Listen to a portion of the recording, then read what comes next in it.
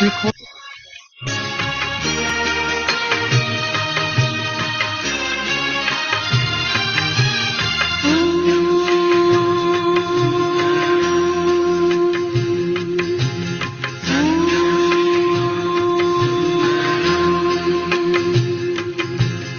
परम ज्योति से आत्म ज्योत जला दी। परम ज्योति से आत्म ज्योत जला दी। चलो शिव पिता से सभी को मिला दे। चलो शिव पिता से सभी को मिला दे। सभी को मिला दे।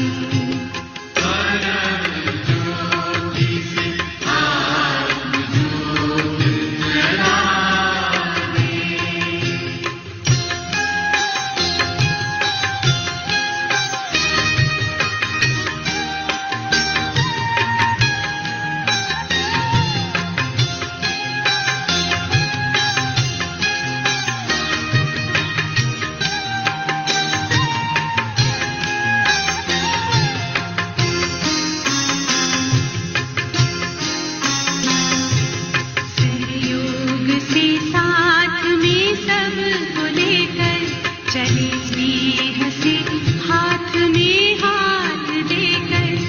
हम हैं सभी के सभी हैं हमारे।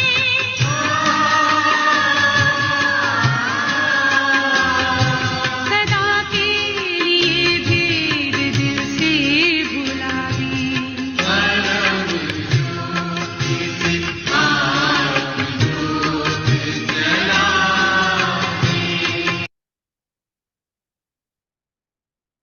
ओम शांति। चहुओर विश्व में अंधकार छाया होता है। मायावी विकारों के कारण जब हर एक आत्मा दुखी, अशांत और बेचैन होती है, जब अधर्म और पाप अपनी चरम सीमा पर होता है, तो ऐसे में ज्ञान सूर्य, परम ज्योति, जागती ज्योति, दीपराज बाबा इस संसार में आकर हम सबकी ज्योत पुनः जगाते हैं और वही फिर हम सब के लिए चैतन्य दिवाली हो जाती है। आज इसी स्वरूप में, इसी संबंध से बाबा हम सब सबके सामने हाजिर हैं।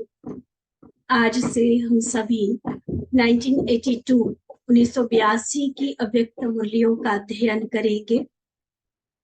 जैसे पिछले सालों में हमने बाबा के अनेक गुह्य राजों को समझते हुए, मुरलियों को सुनते, उसका स्वरूप बनते अपने आप को आगे बढ़ाया है। थोड़ा सा अपने लिए समय निकालकर एकांत में बैठकर हम यह अवश्य चेक करेंगे कि इन मुरलियों का अध्ययन जब से हमने करना शुरू किया है, तब से मेरी बुद्धि की समझ में, ज्ञान को समझने में, बाबा को समझने में, बाबा पर निश्चय में, अपनी जिंदगी के बारे में जो हमारी संकल्पनाएं थी, पुरुषार्थ की जो क्लैरिटी है, उनमें कितना फर्क पड़ा है। हमारी सेवाओं के लिए मनसा कितनी और इम्प्रूव हुई है। ये समय प्रति समय हम अपना चार्ट अवश्य चेक करते रहे। हमारे साथ अगर शेयर करें तो और भी अच्छा रहेगा। अगर क्लास में सुनाते हैं, अन्य भाई बहनों को सुनाते हैं, तो उनको भी प्रेरणा मिल सकती है कि वो भी इन अव्यक्त वाणियों को सुने और अपने जीवन में उतारे। बाबा के बताए हुए ये बहुत बहुत अनमोल महावाक्य है, जो सचमुच पुरुषार्थ की गति को अति तीव्र कर देते हैं। तो जैसे पिछले वर्षों में हमने बाबा की मुरलियों को सुना, जीवन में उतारते गए, फिर भी कहीं ना कहीं अभी भी संपूर्णता में कमी है, तो उसे पूरा करने के लिए 1982 की यह मुरलियां, जिसमें भी बाबा के बहुत गहरे ऐसे राज समाये हुए हैं। किसी किसी मुरली में बाबा ने खूब प्यार हम बच्चों पर लुटाया है, तो किसी मुरली में अति स्ट्रिक्ट होकर कुछ ऐसी शिक्षाएं, ऐसी मर्यादाओं पर हमारा ध्यान खिंचवाया है जिसके बिना ब्राह्मण जीवन में सफलता पॉसिबल नहीं है। तो अनेक अनेक गुह्य राजों से भरी हुई ये 1982 की मुरलियां, आज से हम इनका स्टडी, इनका मनन मंथन शुरू करेंगे।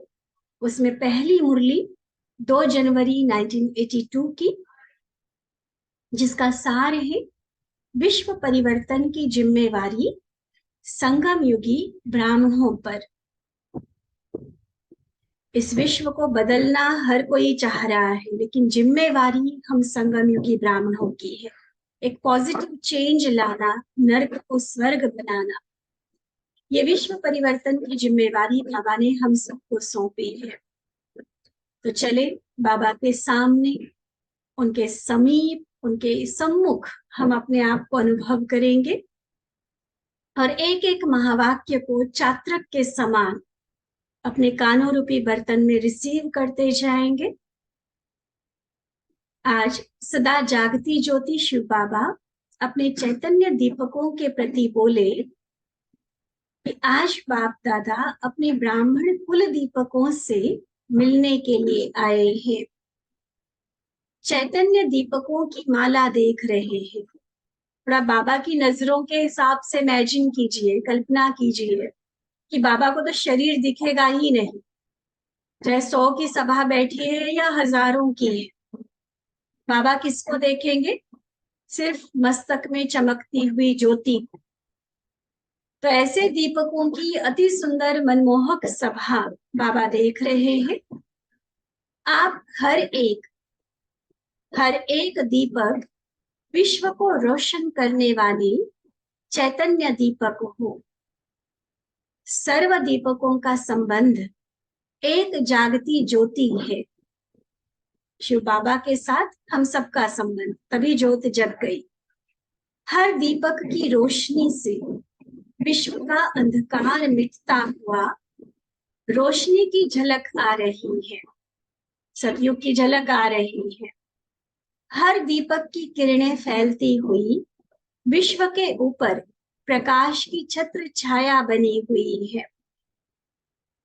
ऐसा सुंदर दृश्य बाबा तो देख ही रहे हैं, मैं भी दिख रहा है ना सभी को। हर एक जगा हुआ दीपक और हमारी रोशनी से विश्व का अंधेरा छट रहा है। पुनः रोशनी आ रही है, सतयुगी सवेरा आ रहा है। सारे विश्व पर जैसे प्रकाश की छत्र छाया बनी हुई है। तो ऐसा सुंदर दृश्य बाप दादा आप दीपकों का देख रहे हैं। आप सभी भी सर्व दीपकों की मिली हुई रोशनी की छत्र छाया देख रहे हो। लाइट माइट स्वरूप अनुभव कर रहे हो।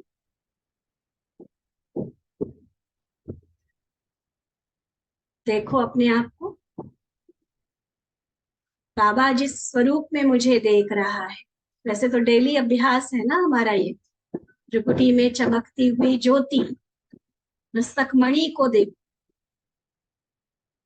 लाइट माइट स्वरूप में खुद को देखो, स्वस्वरूप में भी स्थित और साथ साथ विश्व की सेवा भी कर रहे हो। ये जो स्वरूप बाबा ने बताया, इसमें सेवा समाई हुई है, ऑटोमेटिक सेवा होगी आत्मा की। योग लगाओ कहना नहीं पड़ेगा, हमें देखकर उनका योग लग जाएगा। शांत रहने की युक्ति सिखाने की जरूरत नहीं होगी उनको, स्वतः हमारे संपर्क में आकर उनको शांति मिल जाएगी, शक्ति मिलेगी, हिम्मत मिलेगी। इसलिए बाबा कहते कि जब इस आत्मिक स्थिति में, जागती ज्योति स्थिति में हम स्थित रहते हैं तो विश्व सेवा स्वतः होती रहती है। तो स्वस्वरूप और सेवा स्वरूप दोनों साथ साथ अनुभव कर रहे हो। इसी स्वरूप में स्थित रहो। कितना शक्तिशाली स्वरूप है। विश्व की आत्माएं आप जगते हुए दीपकों की तरफ कितना स्नेह से देख रही है। अनुभव करते रहो कि जरा सी रोशनी के लिए भी कितनी आत्माएं अंधकार में भटकती हुई रोशनी के लिए तड़फ रही है। प्रैक्टिकली देखते हैं ना, सही ज्ञान का प्रकाश ना होने के कारण, सही राह पता ना होने के कारण कितना तरस रही है आत्मा, और फिर जहां खोज रही है बस ये भी नहीं, ये भी नहीं, ये भी नहीं, निराश होकर लौट रही है वापस। तो क्या वो तड़पती हुई आत्माएं नजर आती है? अगर आप दीपकों की रोशनी टिमटिमाती रहेगी, अभी अभी जगी, अभी अभी बुझी, तो सोचो बेचारी भटकी हुई आत्माओं का क्या हाल होगा। क्योंकि हमारी जिंदगी अब सिर्फ अपने लिए नहीं है। कहा ना बाबा ने, स्व सेवा में विश्व सेवा है। तो अगर मेरा स्वयं का स्वरूप सदा जागती ज्योति का है, तो भटके हुओं को ठिकाना सहज मिलता जाएगा। लेकिन मेरी ही स्थिति डगमगाती हुई है। ज्योति जगी बुझी माना क्या, आज बहुत शक्तिशाली स्थिति है, बहुत खुश है, और कल एकदम जैसे पता नहीं कोई मेरे फेवर में ही नहीं है, निराश है, डिप्रेस है, दुखी, रो रहे हैं। तो ऐसी आत्माओं के द्वारा सेवा नहीं हो सकती है। वो आत्माएं भटकी हुई आत्माओं को ठिकाना नहीं दे सकती है। इसलिए बाबा कहते कि जैसे यहाँ भी अंधकार हो जाता है, तो सबकी इच्छा होती है कि अभी रोशनी हो। बुझती जगती हुई लाइट कोई पसंद नहीं करेंगे। आप खुद देखो, घरों में कई बार हम सबने अनुभव किया है, कई बार लाइट फ्लक्चुएट हो रही होती है, वोल्टेज अप डाउन हो रहा होता है, और ही मतलब आंखों को भी बुरा लगेगा और कोई ना कोई चीज का भी नुकसान वो कर जाएगी। तो बुझती जगती लाइट, आती जाती लाइट नहीं अच्छी लगती है कभी भी। सदा जगती हुई एक रस, ऐसी हमारी जगती ज्योति होगी तो अन्य आत्माओं को भी कुछ हम प्राप्ति करा सकेंगे। तो आप हर एक जगे हुए दीपक के ऊपर विश्व के अंधकार को मिटाने की जिम्मेवारी है। इतनी बड़ी जिम्मेवारी अनुभव करते हो, या बस अपने लिए जिया और खत्म जिंदगी, खाया पिया सो गया, या साधारण पुरुषार्थी बस अपने लिए जीने वाले कि चलो हमें तो बाबा मिल गया, हमारी तो जिंदगी संवर गई, बस बाकियों को बाबा देखे। वो तो देख ही लेगा, लेकिन आज बाबा हमें हमारी जिम्मेवारी का भी एहसास करा रहे हैं कि बाबा से जो पालना ली है उसका रिटर्न ही यही है कि हम अन्य आत्माओं की पालना करें, उनकी सेवा करें।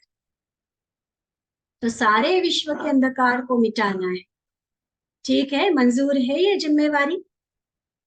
रेडी है ये जिम्मेवारी लेने के लिए? क्योंकि बाबा समझा रहे, देखो कि ड्रामा के रहस्य अनुसार आज ब्राह्मण जगे तो सब जगे, ब्राह्मण जगे तो दिन रोशनी हो जाती है, और ब्राह्मणों की ज्योति बुझी तो विश्व में अंधकार रात हो जाती है। तो दिन से रात, रात से दिन बनाने वाले आप चैतन्य दीपक हो। इतनी जिम्मेवारी आप हर एक पर है। तो बाप दादा हर एक की जिम्मेवारी समझने का चार्ट देख रहे हैं कि किस किसने अपनी जिम्मेवारी को सही रूप में समझा है, स्वीकार किया है। आज बाबा वो चार्ट देख रहे हैं कि हर एक अपने को कितना जिम्मेवार समझते हैं। बाबा का कार्य सो मेरा कार्य, तो जितनी जिम्मेवारी बाबा की मेरी भी है। मुझे पूरा बढ़ चढ़ के बाबा की हर सेवा में योगदान देना है, पार्टिसिपेट करना है, शामिल होना है मुझे हर सेवा में, कहीं पीछे नहीं हटना। क्या ये जिम्मेवारी अपने आप को समझते हैं? विश्व परिवर्तन की जिम्मेवारी का ताज धारण किया है या नहीं? इसमें भी नंबरवार ताजधारी बैठे हुए हैं, अपना ताज देख रहे हैं। सदा पहनते हो व कभी कभी पहनते हो, क्या करते हो? देखो, ताज ताज के लिए ही बाबा ने 3 बातें पूछी। पहली बात, पहना है या नहीं पहना। दूसरी, कितना बड़ा है या छोटा है ताज। बड़ी जिम्मेवारियों का ताज है, छोटी छोटी जिम्मेवारियों का ताज है। और तीसरी बात, वो सदा रहता है ताज या कभी कभार होता है। जैसे कई बार बहुत हेवी ज्वेलरी होती है ना, तो माताएं उसको लॉकर में रख देती है कि कभी कभार कोई शादी फंक्शन, कोई बहुत बड़ा कोई ओकेजन होगा तो पहनेंगे, नहीं तो रखा रहेगा। कहीं ताज को तो ऐसे नहीं करते कि सेंटर पर कोई बहुत बड़ा प्रोग्राम होगा तो हम पार्टिसिपेट करेंगे, तो हम कोई ड्यूटी ले लेंगे, वैसे बस हमारी रोज क्लास की और खत्म। रोज तो हमें पता भी नहीं कि कोई बहने हैं सेंटर पर, नहीं है, क्या सेवा चल रही है, क्या कार्य चल रहा है, उसमें ना 3 में ना 13। उसको कहते हैं कभी कभी जिम्मेवारी वाले। बाबा के पास हर तरह के हैं बच्चे, बड़ी जिम्मेवारी लेने वाले भी है, छोटी जिम्मेवारी लेने वाले भी है, हमेशा अपने आप को जिम्मेवार समझ के चलने वाले हैं, कभी कभी कोई कोई ड्यूटी लेने वाले हैं। अब ना लेने वालों की तो बात हम यहाँ नहीं करेंगे, वो तो शायद मुरली भी नहीं सुनते होंगे। तो हम अपने को ये देखें कि ना लेने वालों में तो हम नहीं है ना, बिल्कुल। हाँ, ये देखें कि हाँ छोटी है या बड़ी ली है, कभी कभी लेते हैं या हमेशा के लिए जिम्मेवार समझते हैं। सदा पहनते हो ये ताज या कभी कभी पहनते हो? बाबा पूछते, ताज पहनने में अलबेले तो नहीं बनते हो? ऐसा तो नहीं समझते कि हाँ जिम्मेवारी तो सिर्फ बड़ों की है। विश्व का ताज जब लेना होगा तो सिर्फ बड़ों को देंगे या आपको भी चाहिए? देखो बाबा कैसे समझाने का तरीका है बाबा का। ताज लेने में जब विश्व का राज्य लेने की बात आएगी तो सब कहेंगे हमें चाहिए, हम विश्व का मालिक बनेंगे। तो राज्य का ताज लेने से पहले जिम्मेवारी का ताज तो लेना पड़ेगा ना। जैसे विश्व के राज्य अधिकारी सभी अपने को समझते हैं।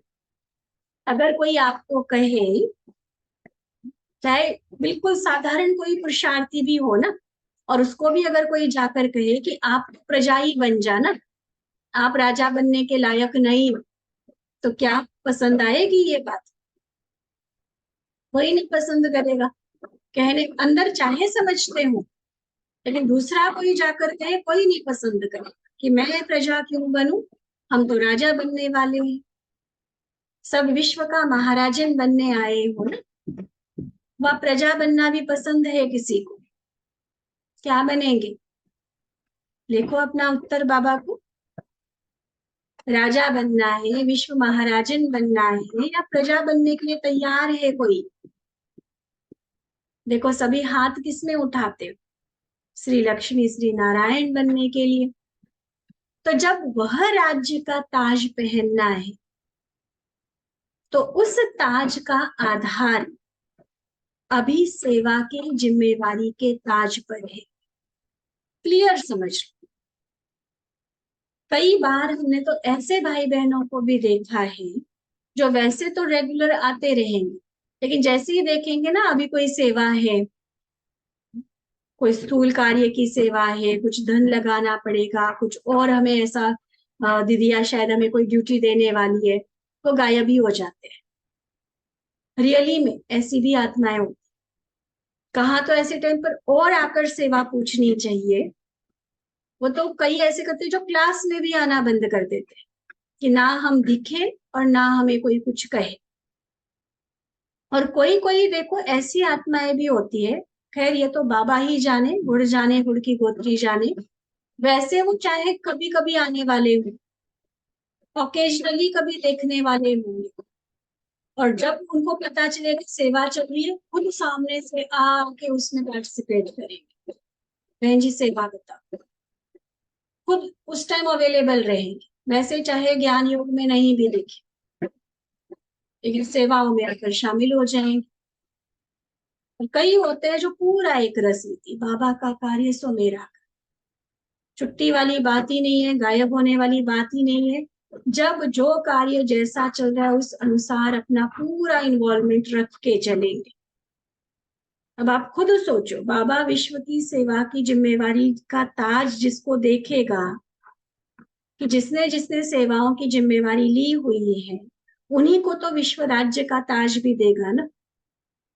यहाँ हम अलबेले बन रहे हैं, यहाँ हम छुट्टियां कर रहे हैं, सेवाओं में आनाकानी कर रहे हैं, टाल मटोल हो रही है सेवाओं में। आज काम कहा 10 दिन बाद फिर रिमाइंड कराना पड़ रहा है, उसको जिम्मेवारी नहीं कहा जाता है।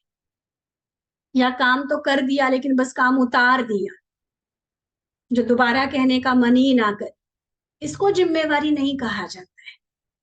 जिम्मेवारी की परिभाषा भी बहुत गहरी है, और ये भी उतना ही सत्य है, अनुभव की बात है कि जिम्मेवारी को कभी अपनी तरफ से निभाने में छोटा बड़ा नहीं समझो।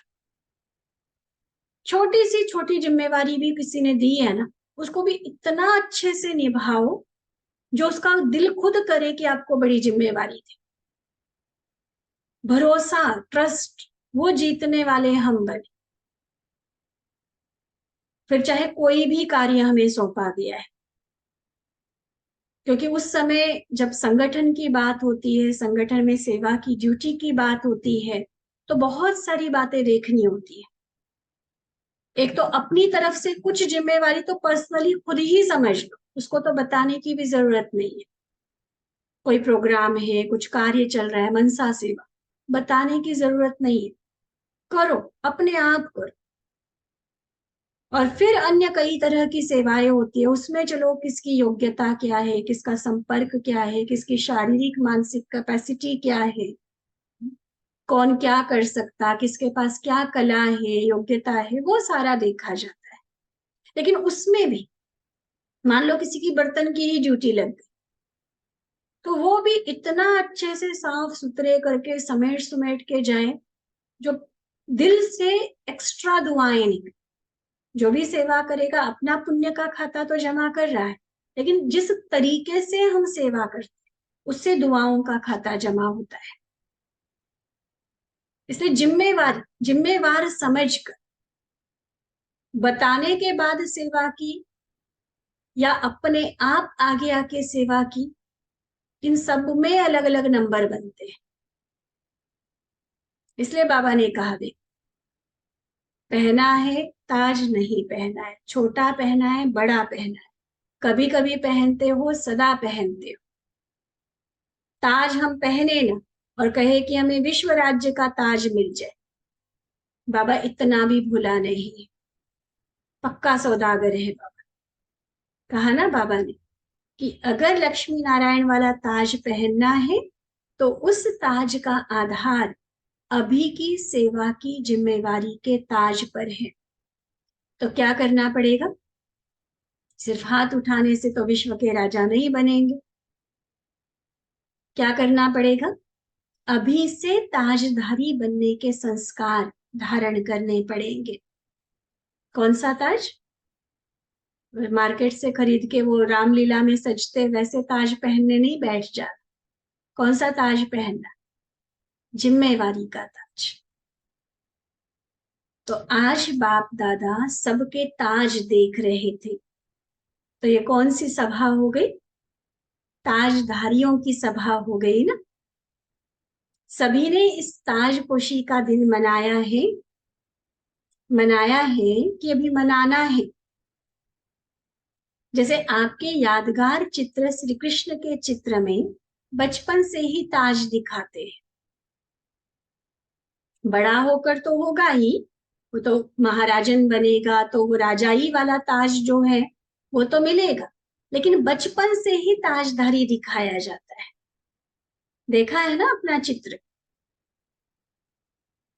तो जैसे श्री कृष्ण के चित्र में बचपन से ही ताजधारी दिखाया, वैसे आप श्रेष्ठ आत्माएं भी मर्जीवा बनी, ब्राह्मण बनी और जिम्मेवारी का ताज धारण किया।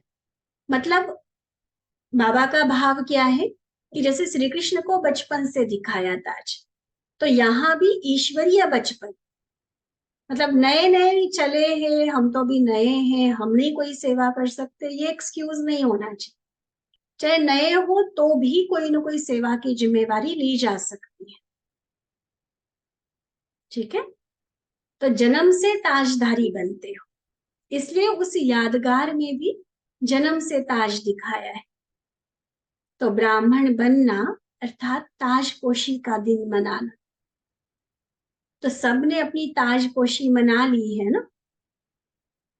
अभी सिर्फ ये देखना है कि सदा इस विश्व की सेवा की जिम्मेवारी के ताजधारी बन सेवा में लगे हुए हैं, या बाबा के सामने तो हाँ जी करके ताज पहन लिया और बाद में जाकर ताज उतार दिया, या सदा के ताजधारी। क्या दिखाई दे रहा है? ताजधारी तो सब दिखाई दे रहे हैं, लेकिन कोई की दृढ़ संकल्प की फिटिंग ठीक है और कोई की थोड़ी लूज है। अब देखो, जिन्होंने भी किसी भी कारण से इस जीवन में ताज अगर पहना है ना, चाहे कोई झांकी के हिसाब से, कोई जन्माष्टमी के हिसाब से, अन्य किसी कारण से कभी भी ताज अगर पहना है ना, तो ये वाला अनुभव से आपको बात समझ में आएगी। अगर वो पहना हुआ ताज प्रॉपर फिटिंग वाला है तो बड़े आराम से, चाहे आप ताज पहन के रास भी कर रहे हो या कोई ड्रामा में एक्टिंग कर रहे हो, वो बड़े आसानी से आप कर लो। लेकिन अगर थोड़ा भी वो लूज फिटिंग वाला होगा तो क्या होगा? अनकंफर्टेबल रहेगी। वो अपने एक्ट में या रास में उसमें पूरा फोकस करने के बजाय बार बार ध्यान उस ताज की तरफ जाता जाएगा। तो सेवा की जिम्मेवारी के ताज में भी यही होता है, और लूज होने के कारण फिर ताज कभी उतरता है, कभी धारण करते हैं। तो सदा दृढ़ संकल्प द्वारा इस ताज को सदा के लिए सेट करो। समझा? मुझे करना ही है। जिम्मेवारी का मतलब ही होता है, कोई करे नहीं करे, चाहे कितनी भी बीच में बाधाएं आए, चाहे कुछ हो, मुझे करना ही है। दृढ़ संकल्प के साथ किसी काम में डटे रहना, ये होता है ताजधारी बन। समझा क्या करना है? ब्रह्मा बाप बच्चों को देख कितने हर्षित होते हैं। ब्रह्मा बाप भी सदा गीत गाते हैं। कौन सा गीत गाते हैं? वाह मेरे बच्चे वाह। और हम सबका दिल क्या कहता है? वाह मेरे बाबा वाह। ठीक है, तो ब्रह्मा बाबा गीत गाते वाह मेरे बच्चे वाह, और बच्चे क्या गीत गाते? वाह बाबा वाह। ये सहज गीत है ना, इसलिए गाते हैं। सबसे ज्यादा खुशी किसको होती है? सबसे ज्यादा खुशी ब्रह्मा बाबा को होती है। क्यों? क्योंकि सभी बच्चे अपने को क्या कहलाते हो? ब्रह्मा कुमार ब्रह्मा कुमारी। शिव कुमार शिव कुमारी नहीं कहलाते, उसके तो हमेशा से ही है बच्चे ना। तो ब्रह्मा बाबा अपने रचयिता, और मतलब ब्रह्मा बाबा जो रचयिता है, पिता है हमारा, वो अपनी रचना को हम सभी बच्चों को देख हर्षित होते हैं। ब्रह्मा मुख वंशावली हो ना, तो अपनी वंशावली को देख ब्रह्मा बाबा हर्षित होते हैं। अव्यक्त रूपधारी होते भी, साकार देह तो त्याग दी ब्रह्मा बाबा ने, अव्यक्त रूपधारी बने, लेकिन अव्यक्त रूपधारी होते भी मधुबन में व्यक्त रूपधारी की अर्थात चैतन्य साकार स्वरूप की अनुभूति कराते ही रहते हैं। इतना प्यार है बच्चों से। मधुबन में आकर ब्राह्मण बच्चे ब्रह्मा से साकार रूप की, साकार चरित्र की अनुभूति करते हो ना। विशेष मधुबन भूमि को यह वरदान है कि चाहे ब्रह्मा बाबा व्यक्त हो गए, लेकिन आज भी मधुबन की भूमि पांडव भवन में जैसे ही हम कदम रखते हैं, वो उपस्थिति का एहसास होता है, साकार पालना का अनुभव होता है। तो विशेष ये मधुबन भूमि को वरदान है साकार रूप की अनुभूति कराने का। तो ऐसी अनुभूति करते हो ना। आकारधारी ब्रह्मा है या साकार है? क्या अनुभव करते हो? रूह रिहान करते हो? अच्छा, आज वतन में, सुनना ध्यान से, आज वतन में बाप दादा की भी यही रूह रिहान चल रही थी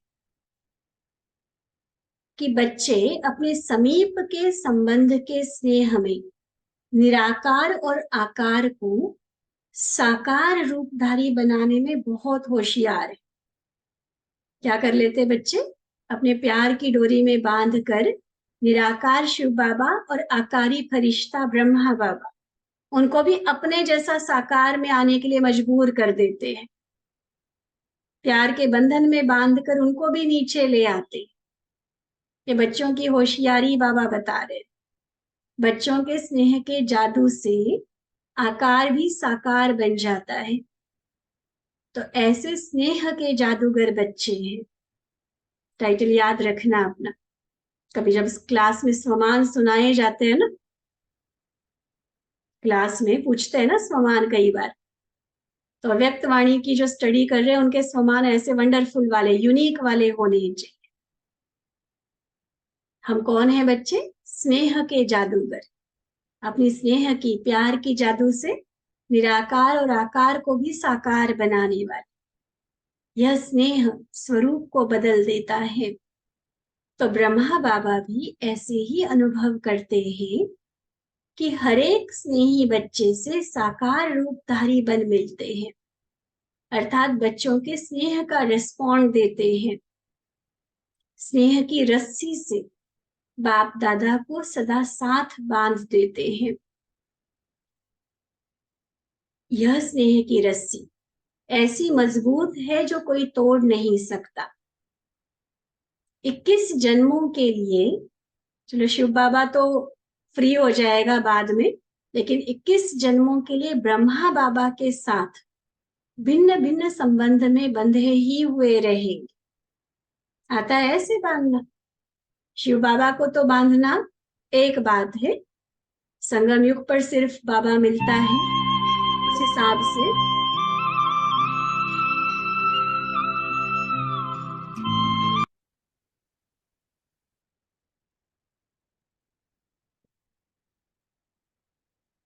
सिर्फ संगम युग पर शिव बाबा मिलता है, उस हिसाब से शिव बाबा को अपनी प्यार की रस्सी में बांधना एक बात है। लेकिन ब्रह्मा बाबा जो हमारे अलौकिक पिताश्री हैं, इस संगम युग पर हम अपने आप को कहलाते भी ब्रह्मा कुमार ब्रह्मा कुमारी हैं, तो उस आकार फरिश्ता स्वरूपधारी ब्रह्मा को भी हम अपनी प्यार की रस्सी में बांधते हैं। और ये रस्सी ऐसी मजबूत है जो 21 जन्मों के लिए विभिन्न संबंधों में अलग अलग रूप में हम ब्रह्मा बाप से मिलते रहेंगे। वो हमारे साथ बंधन में बंधते रहेंगे, अलग नहीं हो सकते। तो ऐसी रस्सी बांधी है ना, इसको ही कहा जाता है अविनाशी मीठा बंधन। देखो आज बाबा ने दिवाली भी मना ली तो राखी भी मना ली। 21 जन्मों तक निश्चित है। तो ऐसा बंधन बांध लिया है ना, जादूगर बच्चे हो ना। तो सुना आज वतन में क्या रूह रिहान चली। ब्रह्मा बाप एक एक की विशेषता को, चमकती हुई मणि को देख रहे हैं। हर एक बच्चे की विशेषता मणि के समान चमक रही थी। तो अपनी चमकती हुई मणि को देखा है। बाबा को तो बहुत अच्छे से देखना आता है, हमें खुद की विशेषता पता है, तो उस मणि को देखना आता है। देखो अपनी मणि, चाहे ज्योति स्वरूप देखो, चाहे मस्तक मणि के स्वरूप में देखो, ठीक है।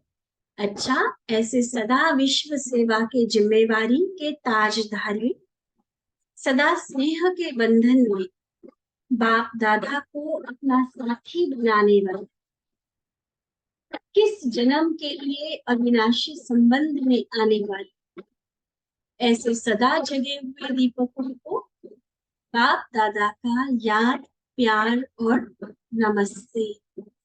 हम रूहानी बच्चों की रूहानी बाप दादा को दिल व जान सिक व प्रेम से नमस्ते नमस्ते नमस्ते जी। अच्छा, ओम शांति।